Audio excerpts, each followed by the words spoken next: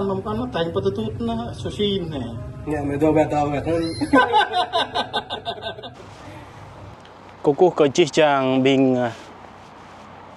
bình ta nè mày cái bẹ bằng nhau hiệu nguy bẹ này nè bằng nhau ót ác tụi mới sang anh đi nào tiền đồng đạ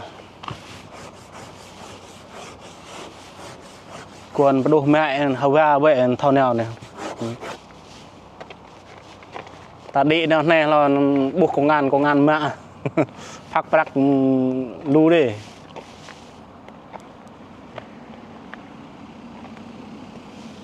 này Nathan tôi coi tay anh biết Nathan coi tay anh biết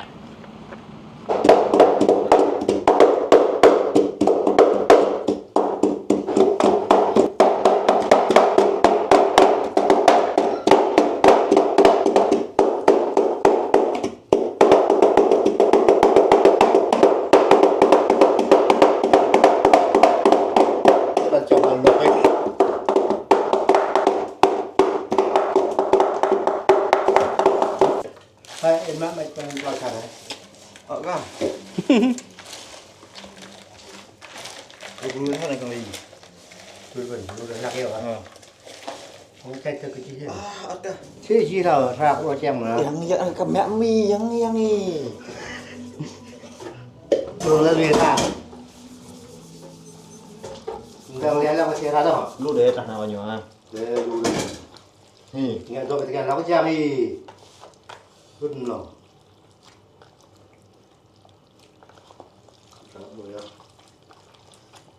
cái chăn đây đây hả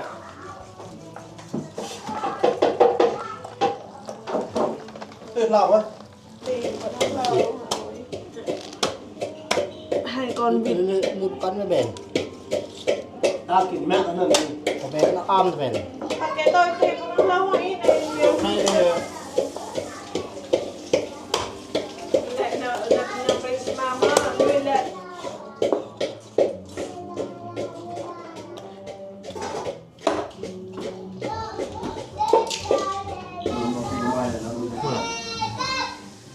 quậy là như cho nên mà thì mẹ mở à nhưng mà chung như thế nhưng mà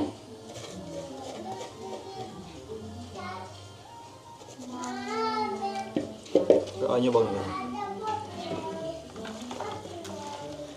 ướp từ hôm nay ngày mai mới làm mới xào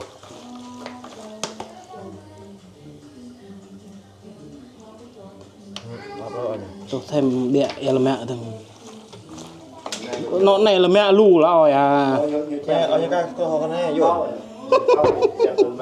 có mi cho con này bố cuộc này là tục cái nào đi cái này cái nào hao hao này này rồi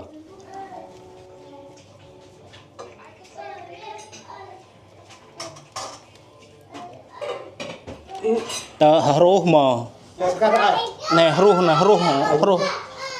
rô prong lắm như này hả được gật này có thao bèn sao tôi nhầm tấu này là nè rồi lên lò này ta check pro này tôi ta tâm đi ta check tàu đấy như vậy Má mấy xe tôi nữa. cái nào thì giá là sao là ta nào kìa tôi cho nhau ba lần tại nè hay là tàu rich cái này in bro nói tôi cặp trụ điện chả mà cái này in như thế này nè trục thì thế này rằng lệ nè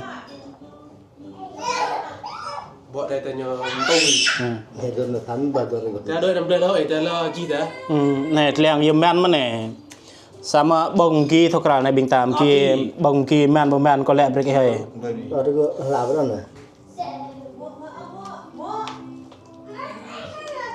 nè tua roh mà mọi ngã này nó đồ jam mà này nó nè jam bê chi này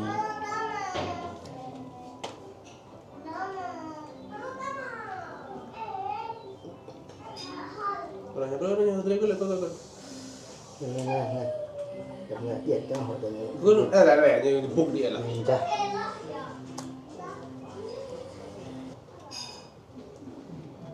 nghĩ cái in in lại cái đôi in này vì tục thường qua xóm này tôi tục đấy thầu mà khó thì là bạn mà cho thầu nếu có mình thầu này jam chi hiên này thằng vừa đặt nón bờ là tua rục hôn tua em á chi hết jam á tua rục nó là cái tua này sẽ có thể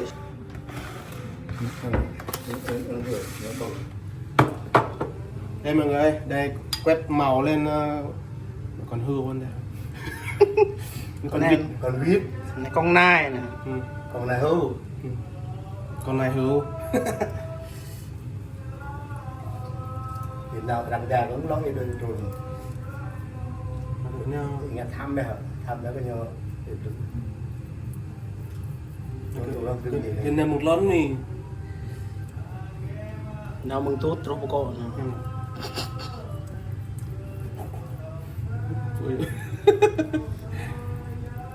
pek kan nyo pek tutut nyo pek mo nanya Mình gặp đi.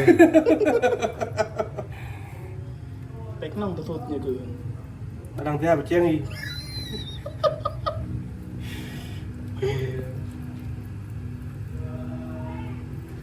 pek bom kan nó thành tutut na sushi nè nhà mày đâu bẹt tàu bẹt hơn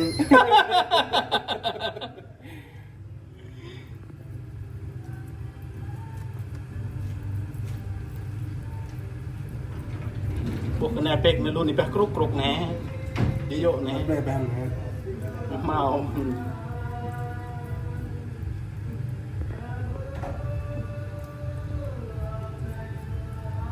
con vịt này thì mua ở chợ người Đức mà cái chợ này thì nó từ Đức nhưng mà ở châu Âu thì cũng rất là phổ biến luôn. Và con vịt này thì ở những chợ của người Phần Lan thì không có mọi người. Mua không anh? Cái chợ Đức không có. Hoặc là chợ cái này thì mùa này mới có mọi người. Nhưng mình hay đi mình hay coi thì cũng có nhưng mà kiểu nó không được nhiều. Mùa này thì rất là nhiều luôn.